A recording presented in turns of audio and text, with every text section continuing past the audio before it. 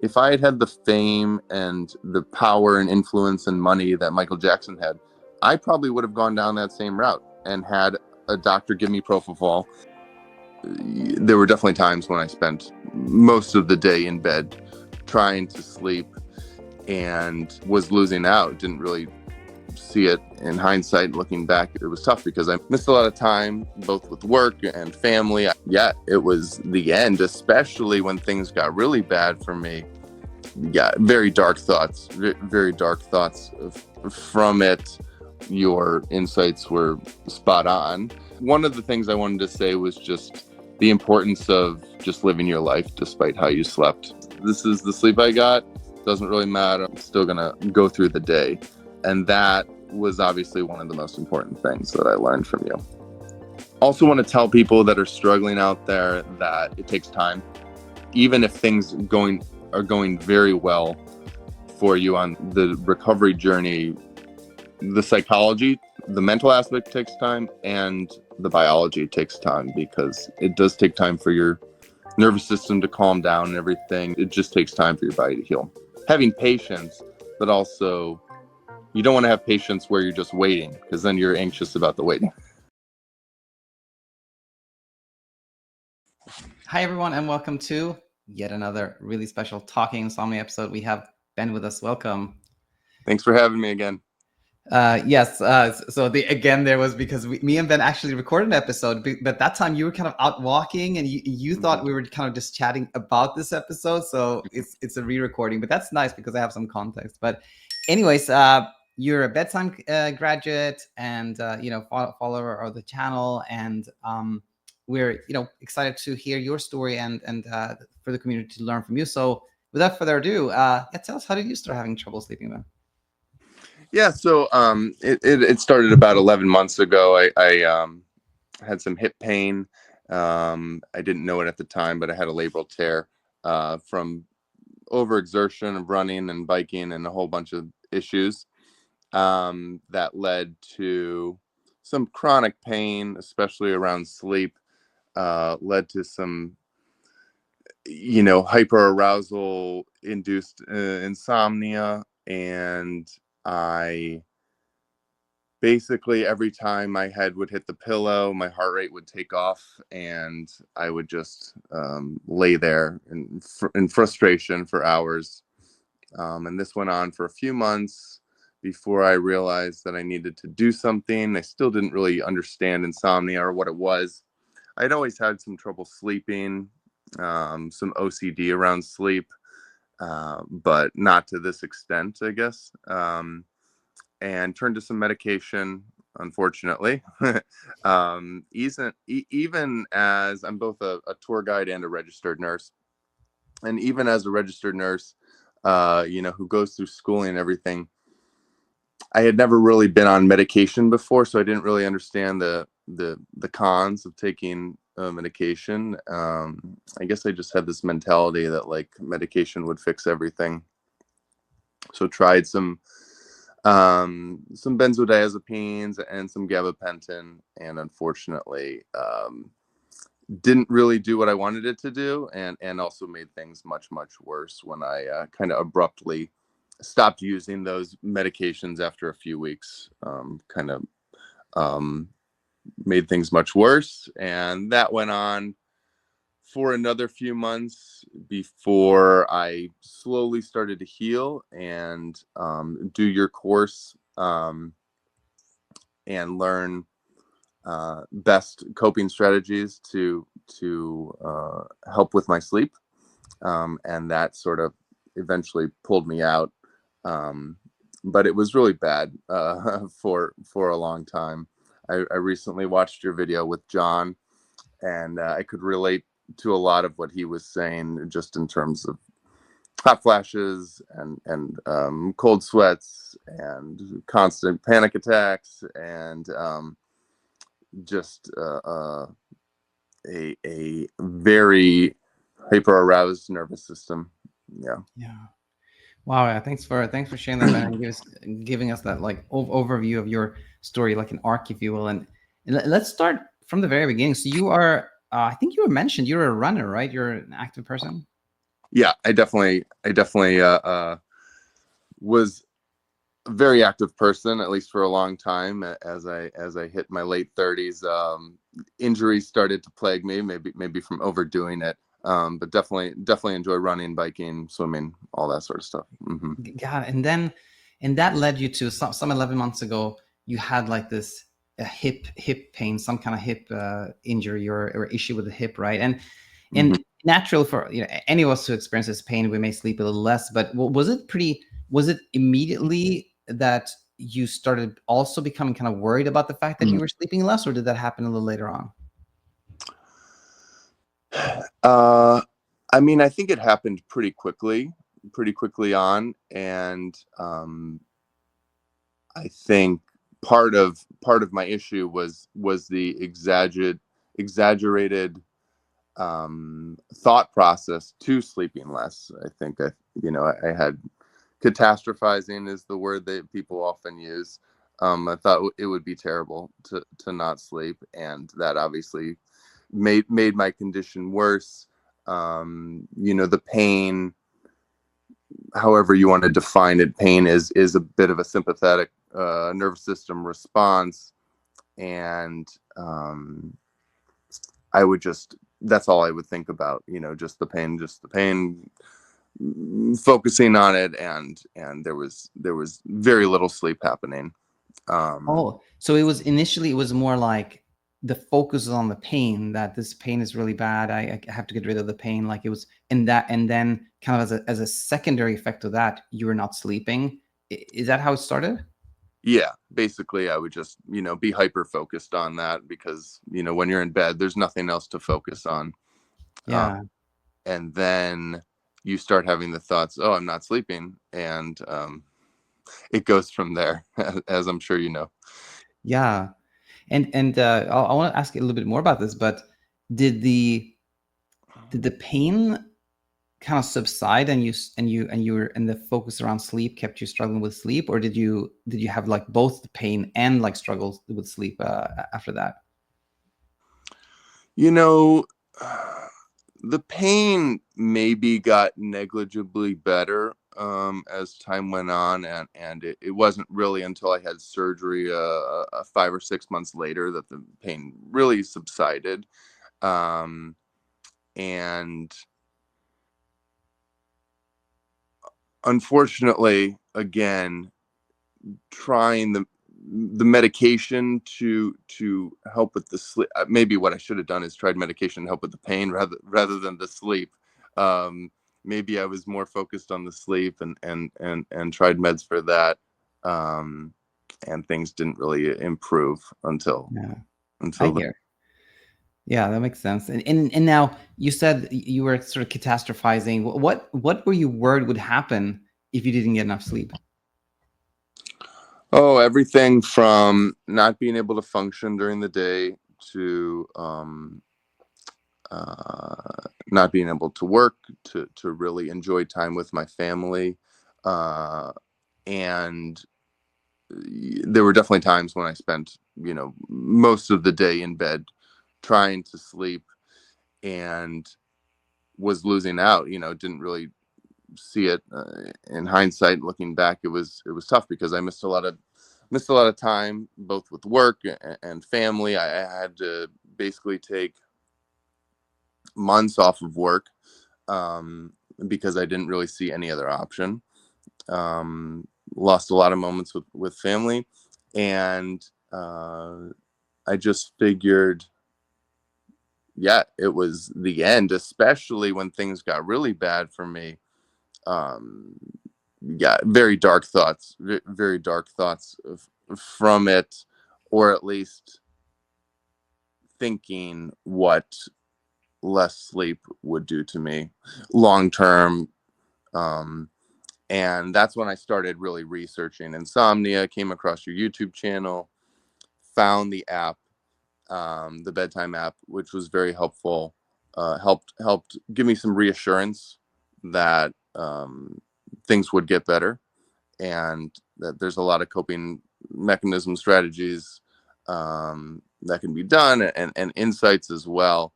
And And your videos on YouTube were especially helpful. Yeah, watching how other people had to deal with the same thing.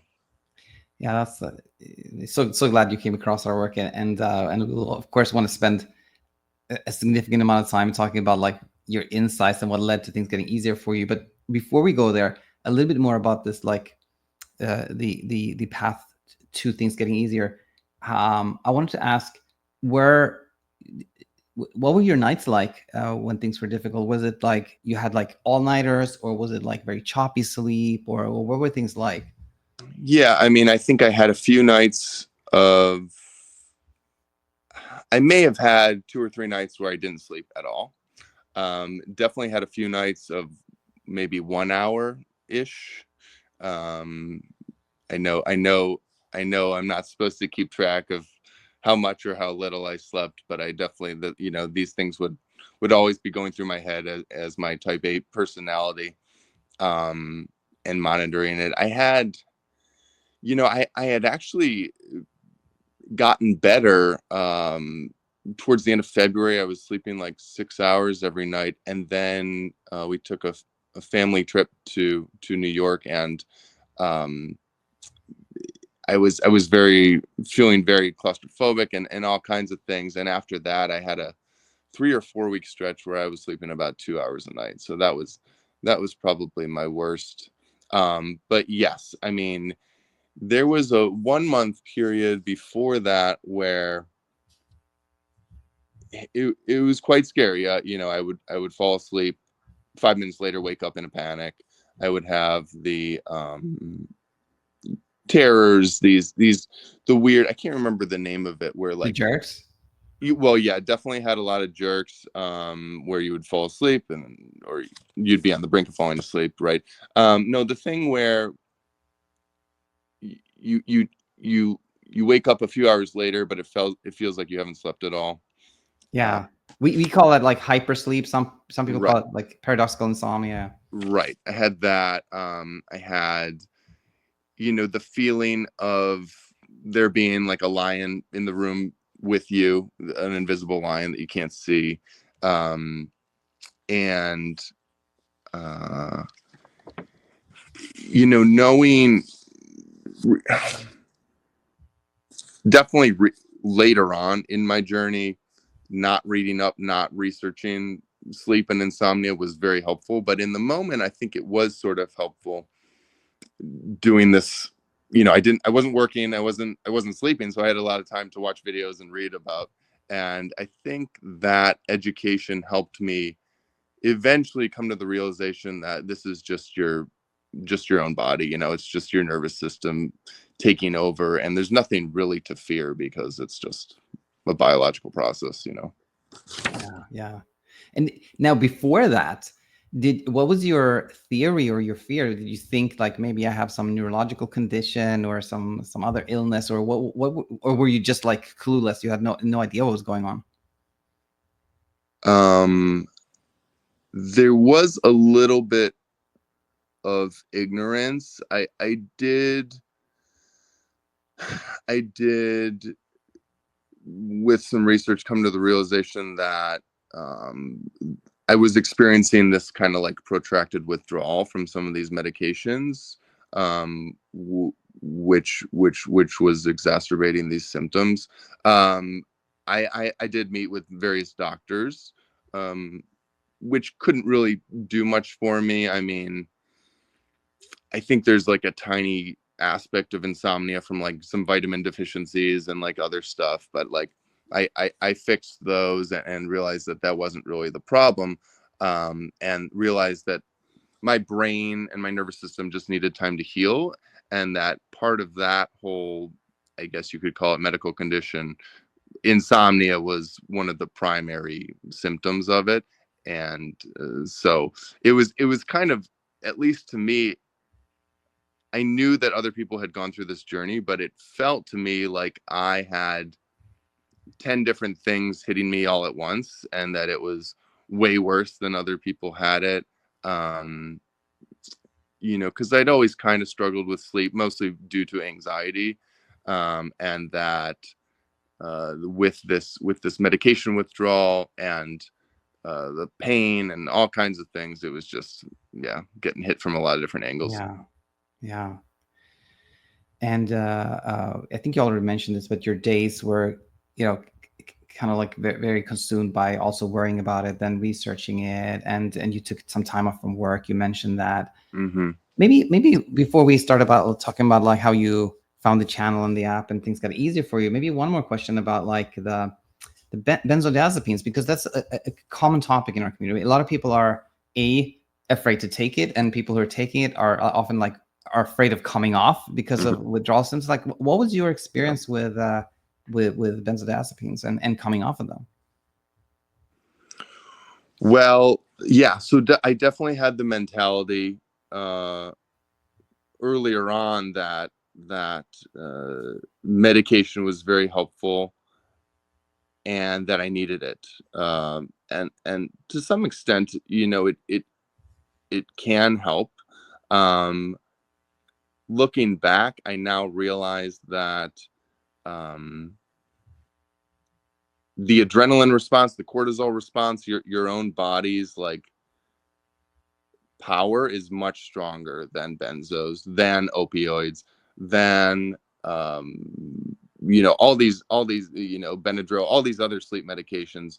Your body is way stronger than that. And so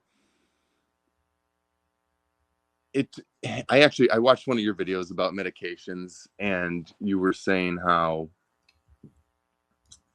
it gives you the mentality when you take a pill, it makes you calm down because you think it's going to make you calm down. And I was like, it took me a while to realize that you were 100% correct on that. Because once you put that pill in your mouth, you're like, oh, I'm going to sleep. And it works not because of the medication, but because of your thoughts about the medication. Yeah. I very much believe that, and I'm glad to have some support from you, like the lived experience. And also now, how long were you on the benzodiazepines, and again, what was it like to kind of come off of them? Yeah, the Ativan and a little bit of Valium, and then the gabapentin. That was really only about 6 weeks or so. But I was taking it pretty regularly, pretty small dosages. But again, I had never heard, I'd never been on meds really, and so I didn't know about weaning off them, coming off them slowly. So yeah, it was really only a few weeks. But then once I stopped them, it was strange. I thought I was like what's the word? I thought I was like hyperthyroid. My heart rate would just be elevated like crazy for no reason. And I'd mentioned it in our last conversation, the derealization, depersonalization aspect caused me to go to the ER a few times. I didn't really understand what was happening to my body.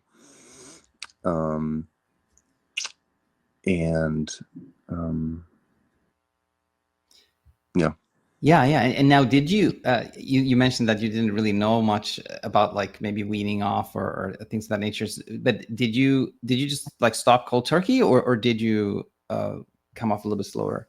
Yeah, I stopped. I did stop cold turkey. And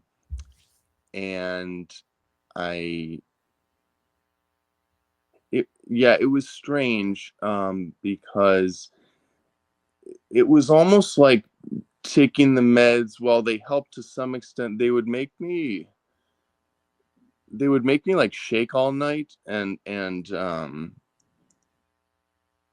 which I think was also just a sympathetic nervous system response that I didn't really understand. And before the insomnia, I had taken them occasionally without that kind of response. But it was strange. Yeah, I would just be like shaking all night. Yeah. Yeah. Mm-hmm. Yeah. And one more question came up on my mind, and I don't know if I think we discussed this, but I don't remember. But did you come across CBTi? Yeah. So, when I was in the throes of it, found your stuff, all of it, Martin, Guy Meadows, but also CBTi as well. And I kind of had this thought process that was like, well, sleep helps me calm down. My symptoms are much less if I sleep better, or if I sleep well. So I sort of eventually got to the point where, like, I was done seeing doctors. I knew I just needed to give it time, and that if my sleep improved, my other symptoms would improve. So I did that, and then I was like, well, ACTI is great. CBTi, a lot of people also say they have success with it. So maybe I could possibly find a good middle ground between them both.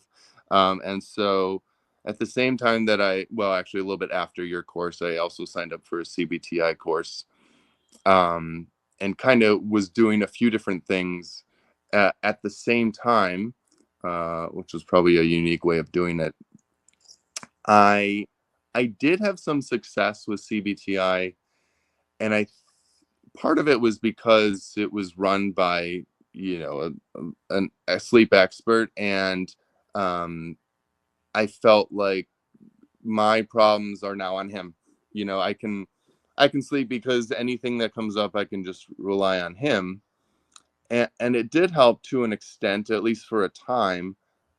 What I later realized, and even like now looking back a few months later, realized that while it did help, there were more aspects of what you talk about that were even more helpful. Like when I stopped tracking my sleep, my sleep improved even more so. When I stopped being like, okay, I need to get out of bed if I'm not sleeping, and I can just like lay there, then my sleep improved even more. So I'm not gonna hate on CBTi completely, because I think it did help. But looking back, there were a lot more aspects of your course that were helpful. Mm-hmm. Yeah. Thanks for sharing that. I'm glad you found that, and which leads us to finding like our little ecosystem, the YouTube channel, the BedTyme, etc. How do you remember how you found it? I think just it may have actually been a Reddit comment, in the Insomnia Reddit subreddit, or I may have just been watching YouTube videos about sleep and about insomnia. Yeah. All right. Yeah. Most people actually say Reddit. So thanks everyone out there who's spreading the word on Reddit. That's super appreciated. But yeah, so you come across probably our YouTube channel and start watching, and did it immediately resonate, or were you first like a little skeptical? Oh, it was pretty immediate. In fact, I was I don't know if it was one of your videos. It may have been. Well, I as I had mentioned actually last time when we talked, there was one video in particular when you talked to a guy about who has the anxiety podcast. Remind me his name. Yeah, Drew Linsalata. Yeah. Right, and every single thing you guys were talking about was like, oh, this is like a light bulb going off. But I think it was just some of your opening slides on the app, on the BedTyme app. I was like, this is genius, and I was reading them to my family, to my friends, just because of how insightful it was.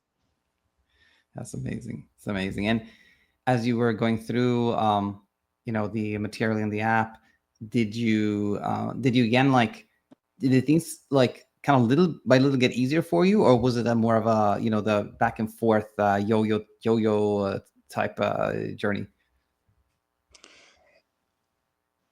I did have some yo-yoing, definitely had some yo-yoing, some poor nights, some better nights. And I was gradually getting better, incorporating things like a consistent wake up time, in the morning, things like that, and trying to go about my day, on very little sleep. These things were definitely helping me improve. Did have a big setback, but then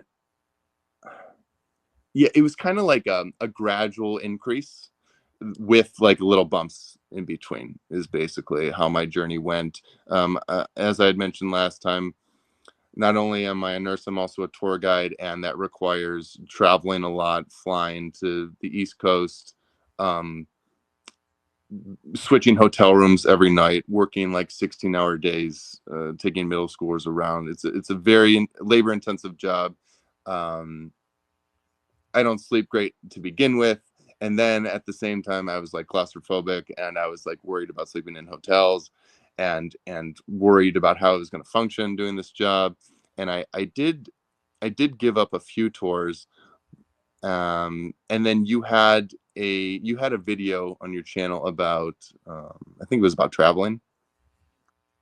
And I realized that, like, if I give up this job, just because of the travel aspect, I would be reinforcing the phobia, right?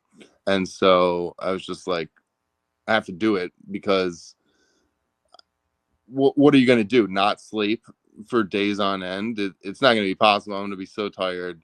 And even if some of these hotels aren't great, like whatever. And I'm glad I did, definitely, because it helped to give me a purpose to get back to work, to get back to living.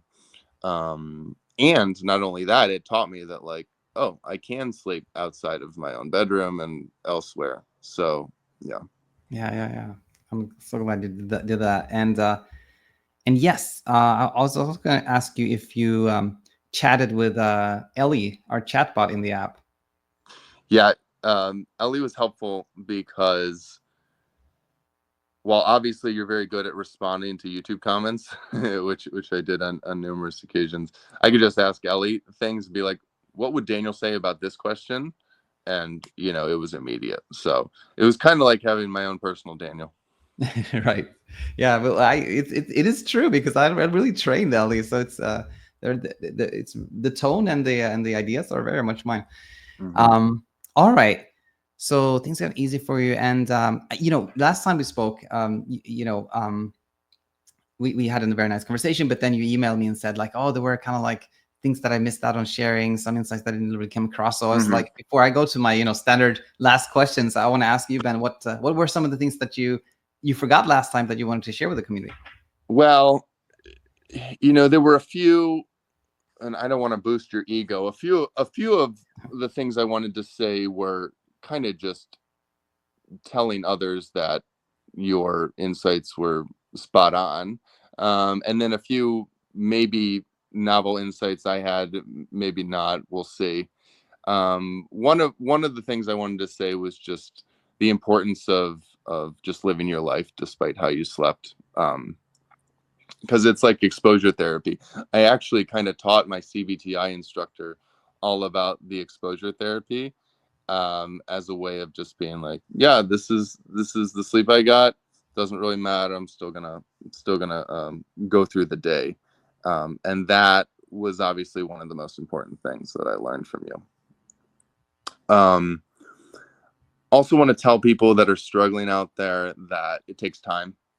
Even if things are going very well for you on the recovery journey, the psychology, the mental aspect takes time, and the biology takes time, because it does take time for your nervous system to calm down and everything. I was listening to a podcast the other day talking about not only insomnia, also like PTSD from war, trauma, all kinds of things. It just takes time for your body to heal, and to not be, I think you had also a video about that, or something about having patience, but also you don't want to have patience where you're just waiting, because then you're anxious about the waiting. Yeah, exactly. That's a great point. Another thing I realized in this journey was the power of your own thoughts. There was a time when everyone was about like manifesting and hippy-dippy stuff, like the book The Secret, which I never read, but it's basically like the power of your own thoughts. And at the time when I heard all this, was like 15, 20 years ago, I was like, well, this doesn't make sense.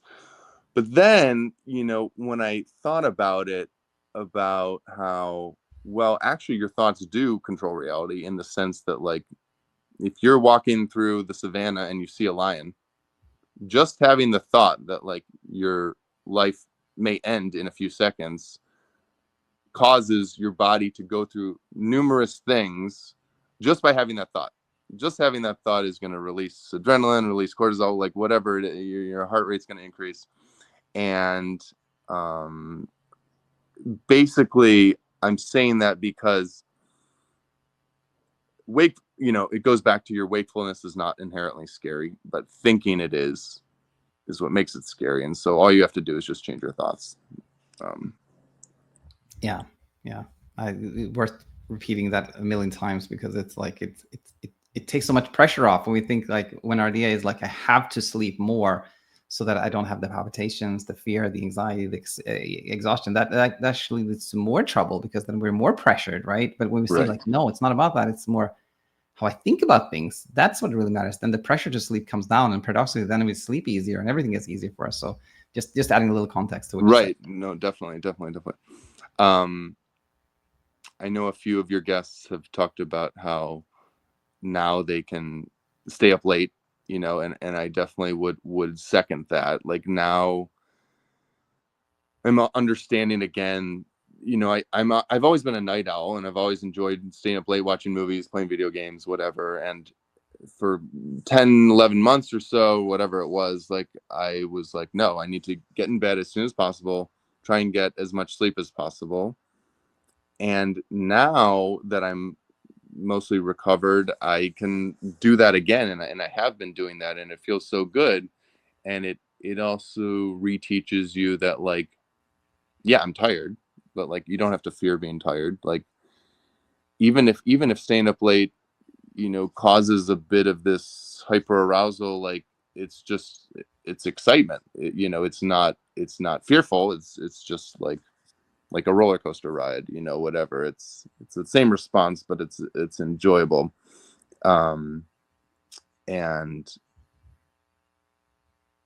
even like the other day, I stayed up late and didn't sleep as much and went to work and was tired. And it's like, well, I can't be mad because I did it to myself, and I'm just tired. Like, and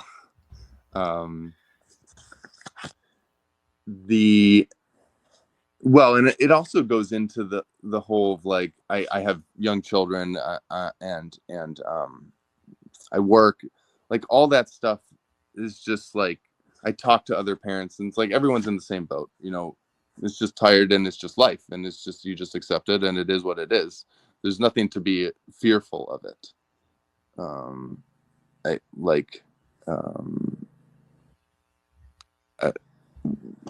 I guess it just goes back to just acceptance. Yeah. And I'll just briefly add that I think that this point is really, really helpful. The point that, yes, we see insomnia as like the struggle that comes from us mislabeling not sleeping as a threat, right? That's how we look at it. But oftentimes it's not only not sleeping that becomes like this imagined threat, right? It's like being tired. A lot of people like struggle with being tired because it has become another threat. Like, I can't be tired. Why am I tired? Well, what if I become tired, right? That become another threat. Or feeling anxious can become a threat, or thoughts can become a threat. All kinds of things can become a threat. And seeing like the truth of like, oh no, there is no actual threat when it comes to not sleeping. Well, that's true for so many other of these imagined threats. Like, is being tired is not a threat. It's not dangerous. Having a lot of thoughts is not dangerous, et cetera, et cetera. So it really helps in, with every aspect of this inner struggle. Well, and also the fatigue. I watched 2 of your videos about fatigue, and I definitely had a significant fatigue when I was coming out of it. And you made a good point, which is just like, if you're fearful of the fatigue, it will cause it to linger, and just one thing we didn't talk about last time we chatted was about my OCD. I've always had some OCD around sleep, and mine was pretty bad. I had a list in my head of like 30 or 40 compulsions I would do every night before bed. And but just to clarify, this was before the struggle with sleep 10 months ago, or this was after that? Well, so it was to a small, I had probably a smaller list before my insomnia struggle began. White noise eye mask, how my pillows were, how my covers were, like that kind of stuff, checking doors, that sort of stuff. But when I was going through in the throes of this, it got much worse. It was like my OCD was on speed or something. A lot of things were like, it was weird. Every time I'd be about to fall asleep, I'd be like, well, I should pee again. I should go to the bathroom again, or stupid stuff. Any little thing. I spilled some water on my shirt, and it's like, oh well, now I have a wet shirt, I'm not going to sleep tonight. None of it was really rational. And it took me a long time. I've gotten rid of most of them, probably about 80%, thankfully. Obviously you've talked a lot about sleep efforts. And really the biggest way that I was able to do that was with exposure therapy, by like, if I was starting to sleep well and had a bad night, I knew the next night was going to be better. There was a time, I know we talked about this last time, there was a time where, like, if I had a bad night, the next night would be worse because my, body was like in overdrive. But then I got to the point where, like, if I didn't sleep well, the next night would be better because I'd be so tired. And I would use that to not do some of my compulsions.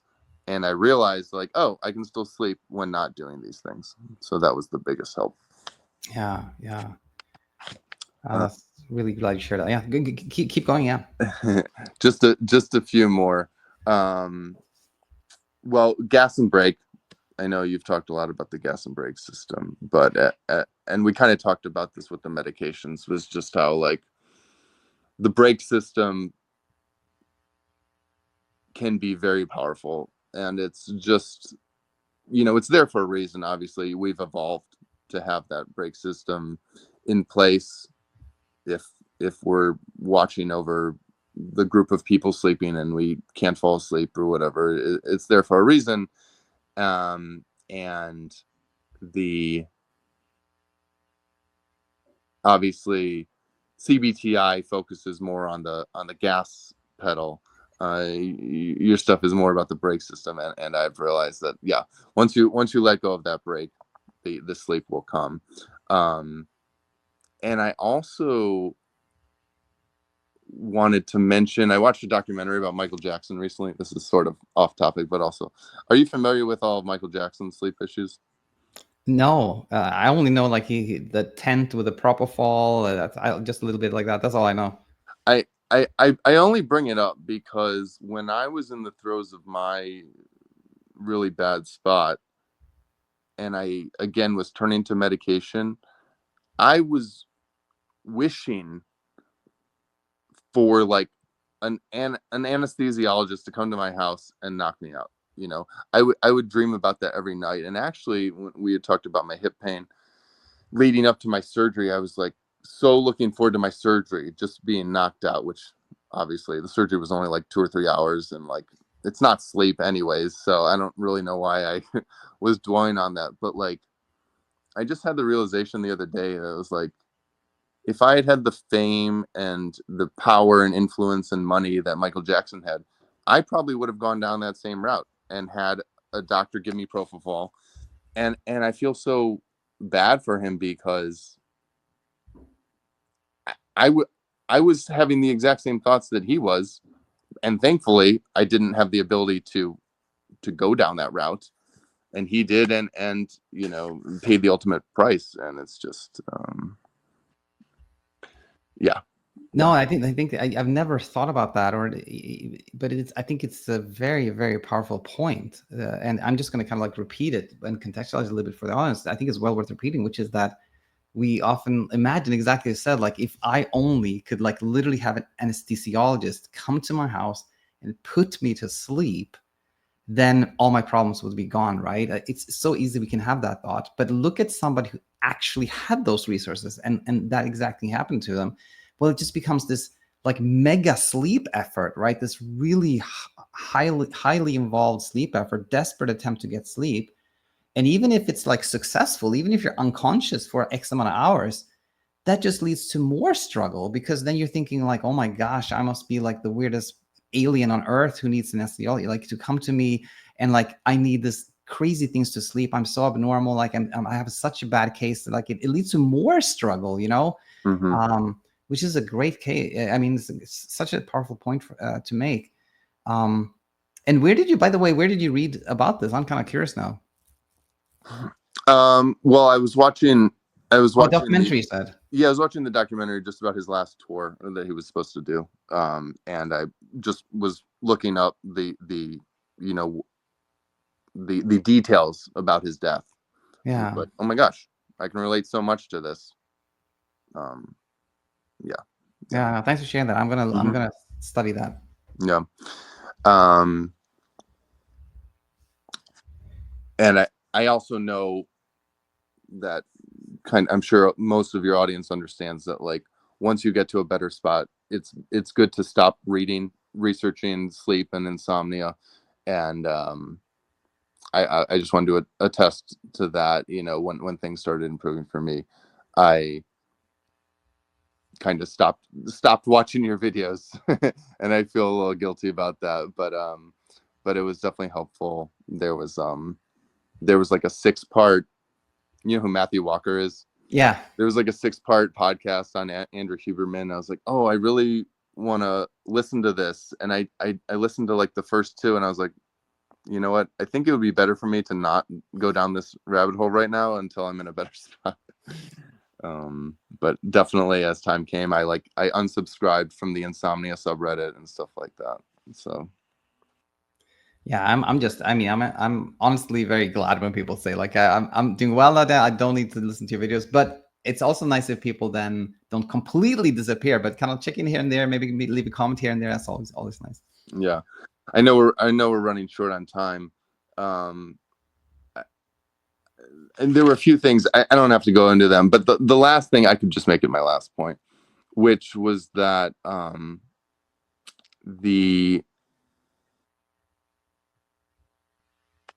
your idea that insomnia is the fear of not sleeping, as opposed to just whatever the other definition is, just like not sleeping or whatever.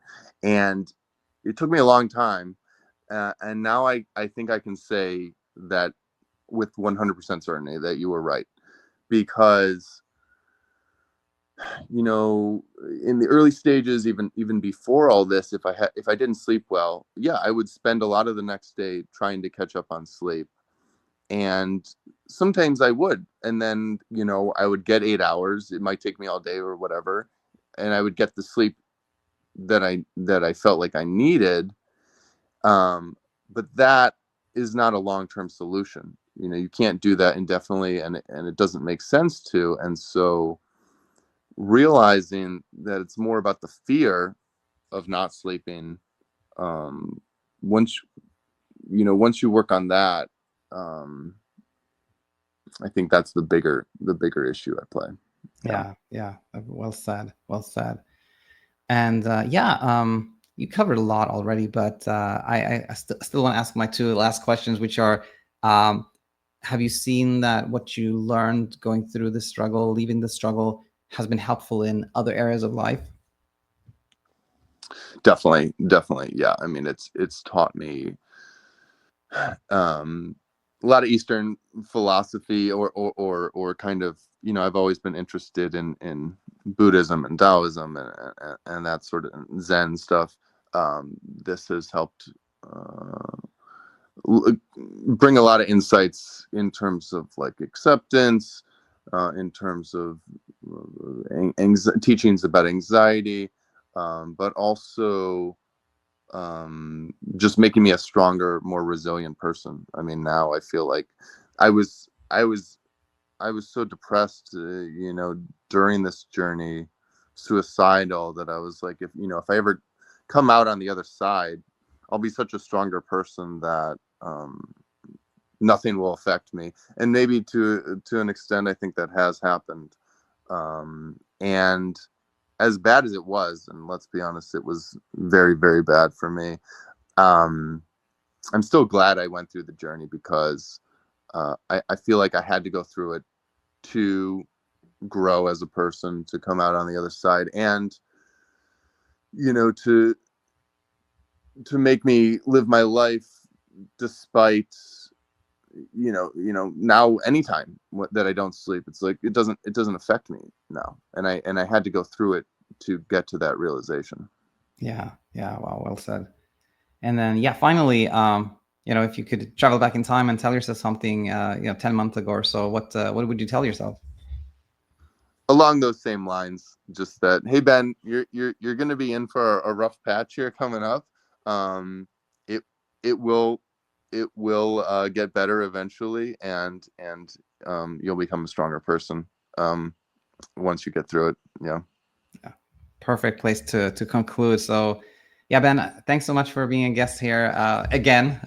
With I think it was really valuable, because now we got this kind of like your written down, your planned insights. And I think Ben may have actually, by mistake, are you still there, Ben? I think Ben might have just left the studio when I said thank you. But anyway, thanks so much, Ben. Thanks everyone in the community. See you soon. Bye for now. Hi, it's me, Daniel, and I hope the video you just watched made a ton of sense for you. That's, of course, what it's there for, to help you find the answers that lead away from insomnia into a place of peaceful sleep for the rest of your life. We share everything we know freely for this reason. However, finding the answers that are relevant to your specific circumstances may require some time and bandwidth that you may not have. Maybe you have a demanding job. Maybe you have children that rely on you. Maybe you have other obligations that take up much of that time and bandwidth that could have been so helpful on your path of leaving insomnia. If this sounds like your situation, then we have the perfect solutions for you: the Insomnia Immunity Program or BedTyme. In both of these programs, we have a curriculum where the key teachings are laid out in a structured step-by-step fashion, so you don't have to search for them.